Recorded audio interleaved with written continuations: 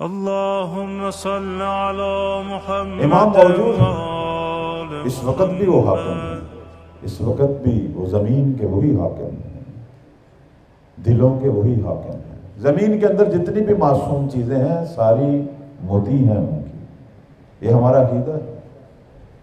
بعض دفعہ لوگ یہ کہتے ہیں کہ آپ کا امام تو غائب ہے، آپ امام سے کیا لیتے ہیں؟ بعض دفعہ ہمارے بھائی ہم سے یہ سوال کرتے ہیں، وہ کہتے ہیں دیکھیں جی ہم بھی امام مہدی کے قائل ہیں، لیکن ہمارا یہ عقیدہ ہے کہ وہ آخر زمان میں پیدا ہوں گے اور جب جوان ہوں گے تو اپنا قیام شروع کریں گے۔ لیکن یہ اب شیعوں نے جو 1200 سال سے یہ عقیدہ بنایا ہوا ہے کہ آپ کا امام پیدا ہو چکا ہے اور ہے بھی غائب، تو اس کا آپ کو کیا فائدہ ہو رہا ہے؟ ایک سوال ہے۔ اور بعض کا یہ بچے جوان بھی مجھ سے پوچھتے ہیں کہ یہ ہم سے سوال کیا جاتا ہے، تو اور آپ کا اگر آج مزاج ہے تھوڑا سا تو میں اسی سوال کے جواب میں چند نقطے بیان کروں گا۔ صلوات پڑھنے پر محمد و آل محمد۔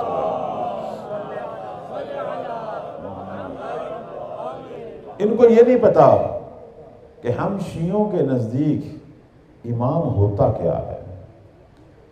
وہ سمجھتے ہیں امام حاکم ہوتا ہے، انہیں نہیں پتا کہ ہم شیعہ امام کو حاکم نہیں سمجھتے۔ حاکم تو امام کے لیے بہت چھوٹا سا ہوتا ہے، کسی کی مملکت کا حاکم ہونا، یہ تو امام کے غلام ہوتے ہیں حاکم۔